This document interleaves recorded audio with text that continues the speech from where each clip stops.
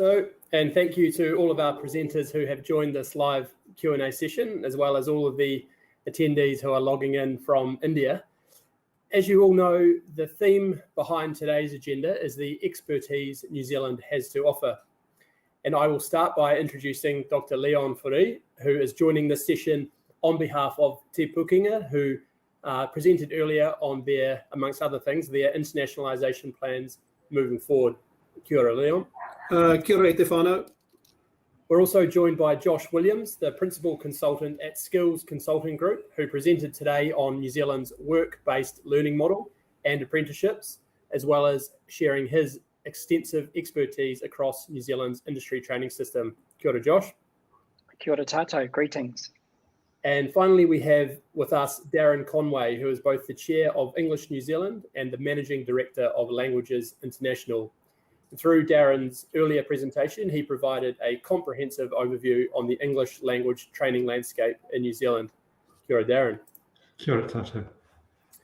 So we have approximately 13 minutes. I'm going to try and rattle through as many questions as possible. Please do type any that you have into the Q&A box, but we will get started with this one for Leon. There are existing partnerships between New Zealand and our international partners in the vocational education. And those have been growing through a lot of admiration about our country's system. What do you believe are the key factors to its success? Partnership success for us has always been the ability to provide probably more tailor-made qualification mix for institutions overseas and options onshore in New Zealand that international students prefer. For example, the whole notion towards post-study work rights, the notion towards residency, a safe country to come and study at, a beautiful scenery to be part of, and a country that's very receptive to all kinds of nations all throughout the world. Those things make us really successful.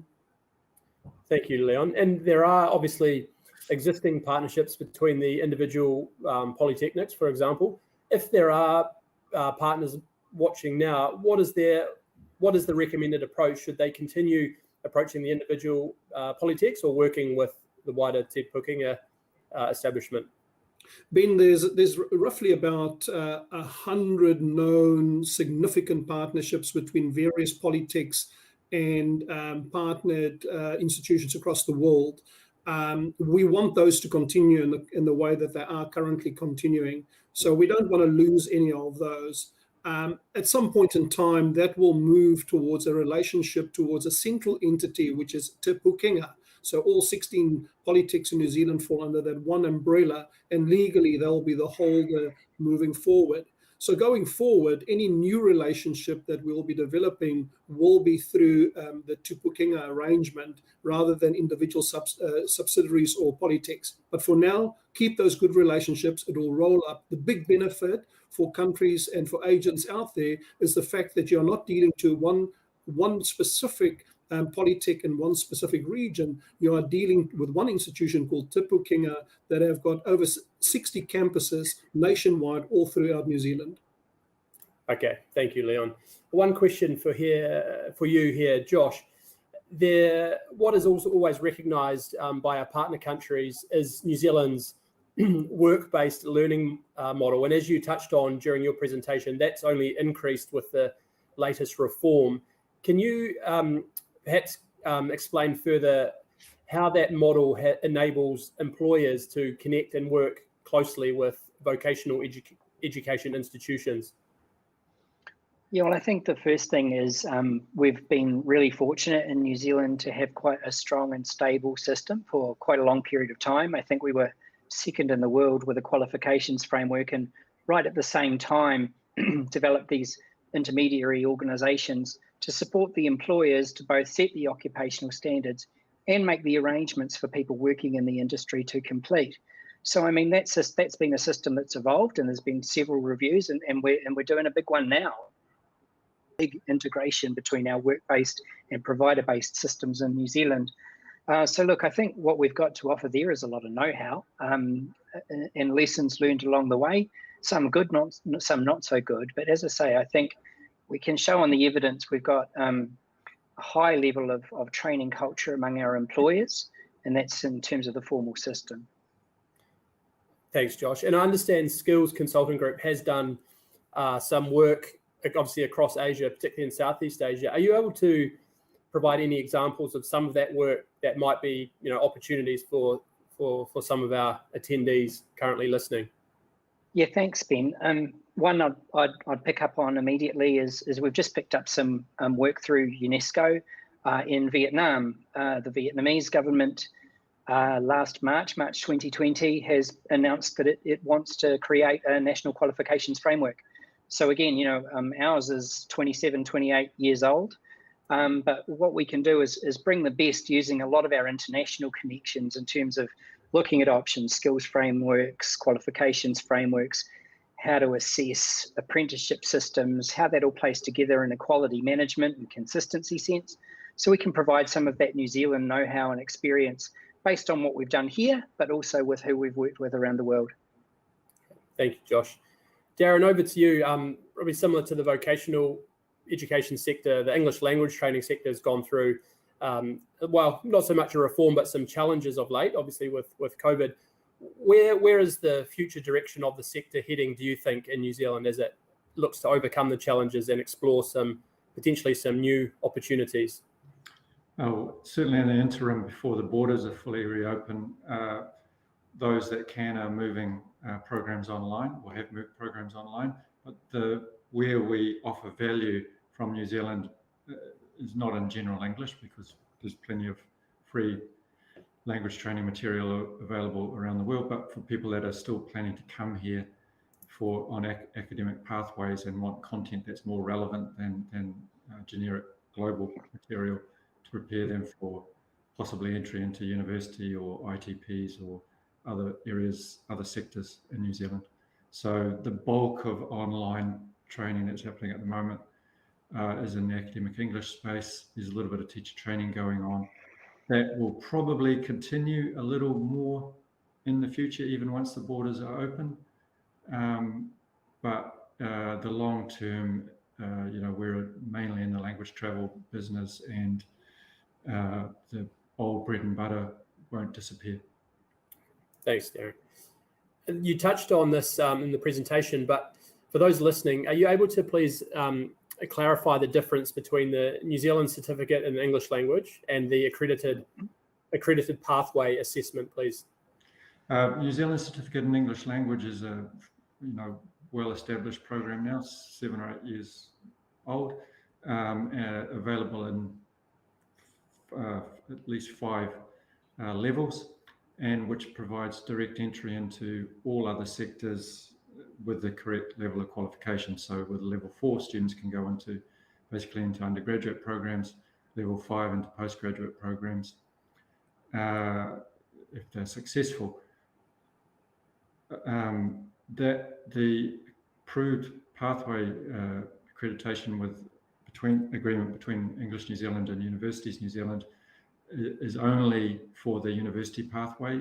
Any student passing an APA program at an English New Zealand member school can enter directly any of the 8 universities in New Zealand at either undergraduate or postgraduate level, depending on which level of the qualification they have. But the point is, it's more restricted. They can only use that for university entrance, not for ITPs or other sectors. When they are eventually in New Zealand, and how do they benefit from that model? Perhaps we'll start with you, Leon, if that's okay. Sure. The short answer is absolutely yes. The basis for any of our curriculum that attaches to any qualification is in integration with how business and industry operates. So a significant part of the curriculum is about getting and gaining those experiences within industry for all our learners. So most certainly any international student enrolled for those qualifications will benefit by gaining work-based learning. Thank you, Leon. Josh, did you want to add anything more to that point? Yeah, look, just, I mean, in terms of industry training in New Zealand, I mean, there is a policy now that if you have a right to work in New Zealand, you have a right to train through the industry training system. So what you require in the ITO system is an employment agreement. And so if you've got one of those, then you can learn on the job through ITO-based training. That tends to occur more in the traineeship space just because they're a bit shorter. Apprentices tend to be the 3 to 4 year qualifications, and that sometimes is a bit exceeds what people are here in terms of their work or study visas. And I think going forward into the future, you know, that same approach is going to occur through the network of provision that is under that Te Pukenga umbrella, as Leon's described. Okay, thank you. And you're talking about the New Zealand's industry training system. That's where, Josh, where you have that extensive expertise. Do you see any other trends or anything emerging in the coming years, and particularly looking with that international partnership hat on? Yeah, I think, you know, obviously we're talking a lot about micro-credentials. And in some ways, you know, some of our systems, including our own, have always had quite, you know, granular systems. So there's the opportunity there to augment qualifications and add things on or do parts of qualifications. But that's becoming a big deal, and the international debates are very much all over it in terms of the COVID space, the redeployment, reskilling of people, career change. I'd say that the mega trend is we want to formalize the informal.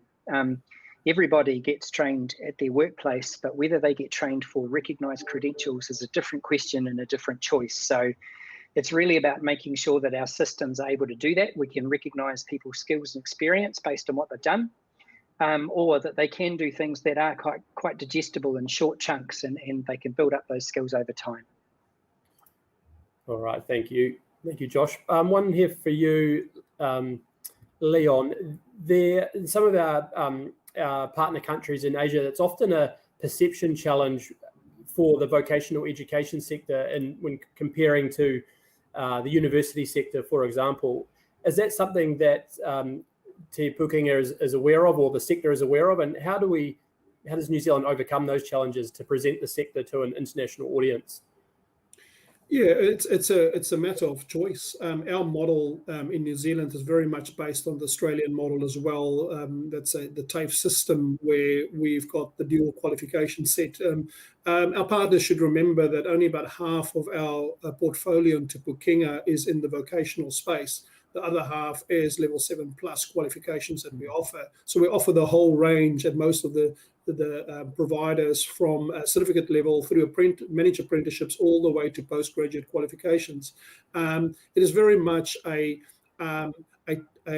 approach of real world learning that we embed with our learners, whether they're online, whether they are on campus, or if they're in the work environment.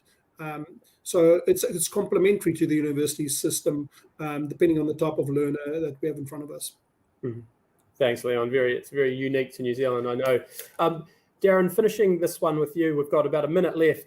Any final thoughts on your views on any future trends on within the English language learning sector, particularly in New Zealand and with its international learners? I think that there'll be a pathway market, both provision and demand over the next few years. People may reassess as a result of COVID travel plans, and I don't think we're going to get vastly lower numbers, but people are going to think a lot more about the reasons for traveling and the value that they get out of it. And so they'll begin looking at longer term pathways, and so there'll be more academic language provision will be the key thing. And we may see a little bit more blended delivery now from the lessons that we've learned from more online delivery. Great. Thank you very much, Darren. I think we're now running out of time. So again, Darren, Leon, Josh, really appreciate your time and for answering all of those questions, and for everyone else logging in. Ngā mihi nui, thank you very much. Thank you. Nice to see you, Josh. Thank you.